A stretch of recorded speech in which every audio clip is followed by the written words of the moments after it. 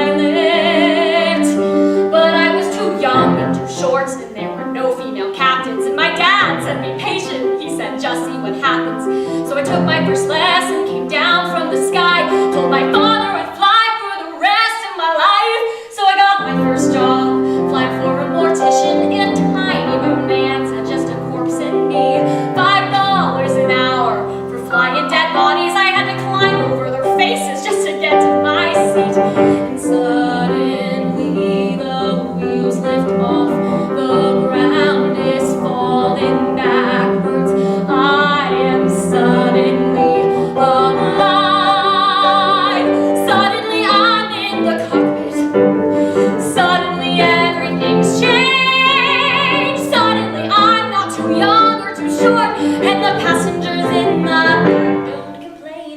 Suddenly I'm flying company charters.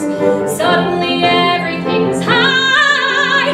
Suddenly there's nothing in between me and the sky.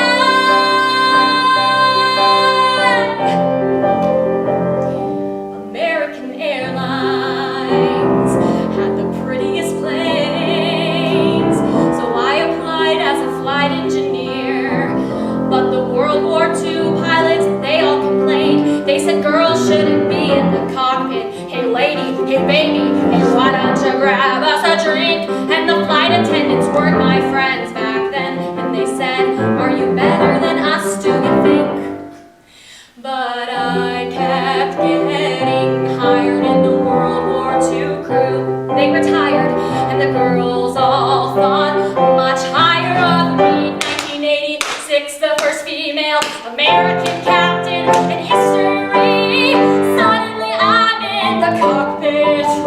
Suddenly I've got my wings. Suddenly all of those pilots protested me.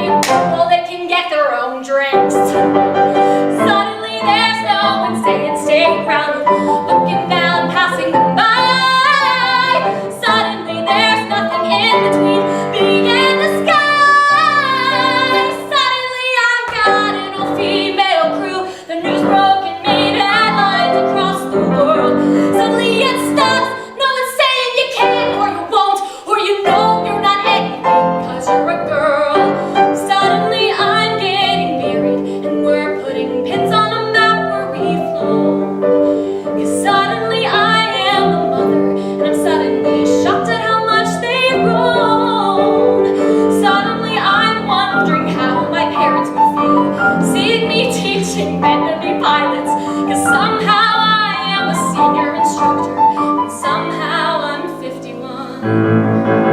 Suddenly I'm flying Paris to Dallas, across the Atlantic and feeling calm. And suddenly someone on air-to-air traffic says at 8:46 there's been a terrorist action, and the one thing I loved more than anything was used as the bomb.